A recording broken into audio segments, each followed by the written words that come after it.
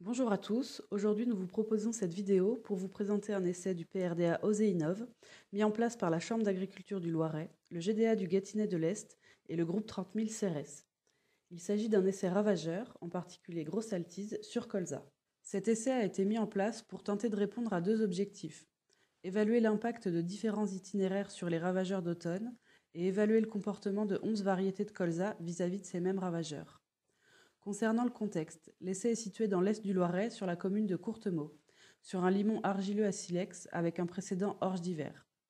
L'essai a été semé le 28 août, ce qui correspond à un semis un peu tardif quand on souhaite mener une stratégie d'évitement vis-à-vis des insectes, mais les conditions climatiques du mois d'août dernier n'ont pas permis un semis plus précoce. Ce semis tardif a entraîné une levée longue et tardive elle aussi. L'essai a par ailleurs été confronté à une pression grosse altise relativement importante, mais une pression charançon du bourgeon terminal assez faible. Sur cette première photographie, prise le 26 mars, vous pouvez voir les 4 bandes de modalités d'itinéraire technique. Les 11 variétés ont été répétées 3 fois dans chaque bande pour pouvoir envisager un traitement statistique des résultats obtenus.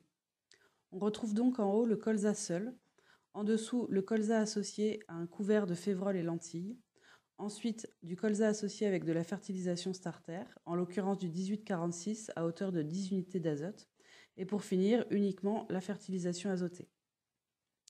Des différences visuelles de densité de végétation sont d'ores et déjà visibles, le colza seul étant le moins dense. On peut noter une augmentation de la densité de végétation pour la modalité couvert associé, et encore plus dans les modalités ayant bénéficié d'une fertilisation starter.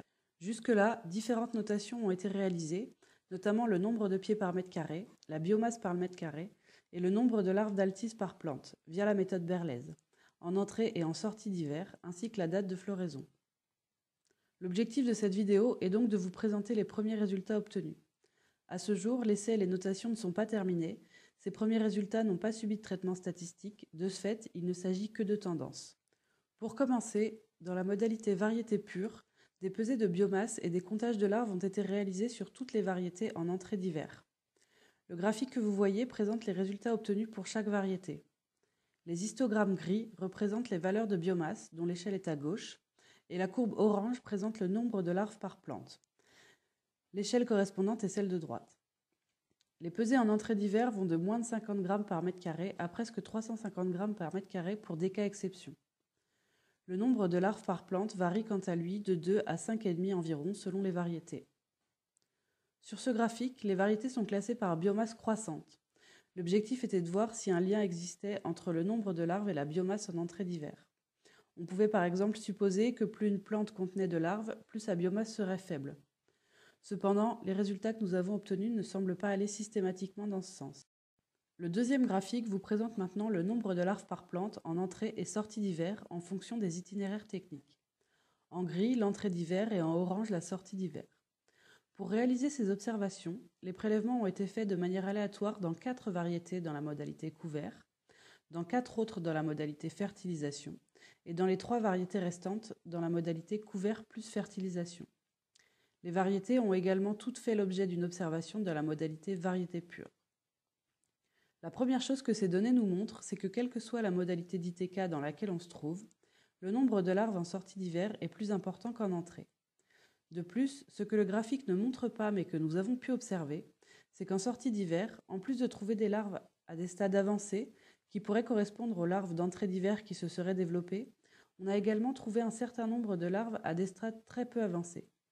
Tout ça nous indique que les altises ont continué d'être actives et de pondre tout l'hiver ou presque. On peut notamment l'expliquer par un hiver relativement doux. Ensuite, ce qui se dégage de ces premiers résultats, c'est qu'à première vue, le nombre de larves par plante est plus faible dans les modalités qui ont été implantées avec un couvert associé que dans les autres, que ce soit en entrée ou en sortie d'hiver. Ces résultats tendent donc à confirmer l'un des avantages qu'on attribue au couvert associé, c'est-à-dire de limiter la pression des ravageurs d'automne sur le colza.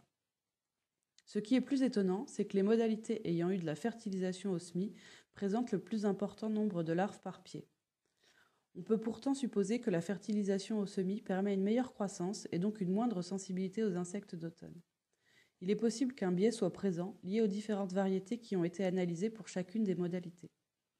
Le croisement de nos résultats avec ceux obtenus dans les autres départements de la région Centre-Val de Loire pourra permettre d'avoir des conclusions plus robustes. Ce troisième graphique vous présente les résultats de biomasse obtenus en entrée et en sortie d'hiver. Le même protocole d'observation a été appliqué que pour les comptages larvaires. On peut observer en premier lieu qu'en entrée hiver, les variétés cultivées sans fertilisation et sans couvert associé présentent les plus faibles biomasses. On obtient ensuite un gradient qui passe par la modalité couvert plus fertilisation, puis fertilisation, pour finir avec les plus importantes valeurs de biomasse en entrée hiver, obtenues par les modalités cultivées avec un couvert associé. En sortie d'hiver, ce gradient semble se confirmer, sauf pour les variétés pures qui obtiennent à ce moment-là des biomasses plus importantes. La croissance du colza a été plus rapide pour les modalités ayant bénéficié d'un couvert et ou d'une fertilisation au SMI, mais plus longue a priori pendant la période hivernale pour les modalités de colza seul. On peut supposer que cette situation a été permise par l'hiver particulièrement doux. Un hiver plus défavorable à la croissance des colzas aurait sans doute permis d'obtenir des résultats différents. À nouveau, il sera important de compiler l'ensemble des résultats obtenus en région pour pouvoir valider ou non ces différentes hypothèses. Nous avons ensuite croisé les résultats de biomasse et de nombre de larves par plante en sortie d'hiver pour savoir si une corrélation existe entre ces deux variables. L'hypothèse que nous avions faite est que plus le nombre de larves est élevé, plus la biomasse est faible. Chaque point sur le graphique représente un couple, variété, modalité d'ITK pour lesquels les observations ont été réalisées. Concernant la légende utilisée pour les variétés, vous trouvez en orange les points correspondant à ES Mambo, en bleu ceux de DK exception et en vert ceux qui correspondent à la variété architecte. Pour les modalités, le colza seul est représenté par un carré, le colza plus couvert associé par un rond, le colza avec fertilisation par les losanges et enfin le colza avec couvert et fertilisation par les triangles.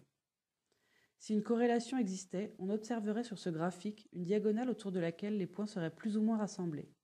Ce n'est apparemment pas le cas dans notre essai, il n'y aurait donc pas de corrélation entre la biomasse et le nombre de larves en sortie d'hiver.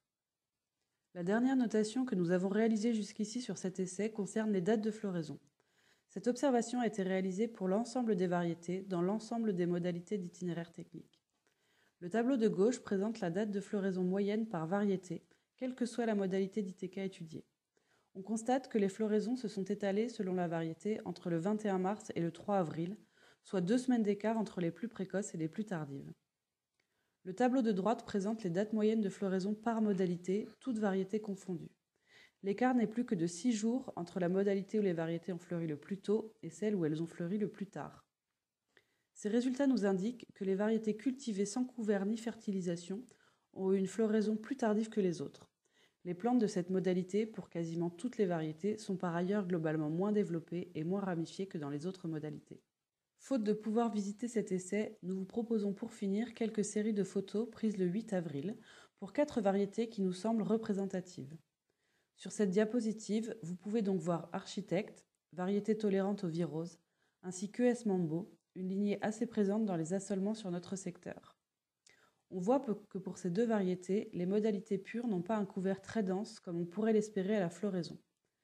Dans la modalité avec couvert, on peut observer une première amélioration avec un peu plus de hampes secondaires, et enfin les modalités ayant bénéficié d'une fertilisation starter ont l'air d'avoir une végétation plus développée. Ce gradient est toutefois plus ou moins visible selon les variétés. Sur cette deuxième diapositive de photo, vous trouvez DK exception, hybride très répandu également, et Feliciano KWS. Il semble que pour la variété DK exception, on retrouve plus légèrement le gradient de végétation évoqué précédemment. Enfin, nous avons choisi de vous montrer la variété Feliciano, car visuellement, elle semble moins impactée en termes de densité de végétation par les différentes modalités d'itinéraire. Cette présentation est maintenant terminée, je vous remercie de l'avoir suivie. Vous retrouverez l'ensemble des résultats de cet essai et des autres essais mis en place dans vos GDA, après leur récolte, dans les publications de vos conseillers.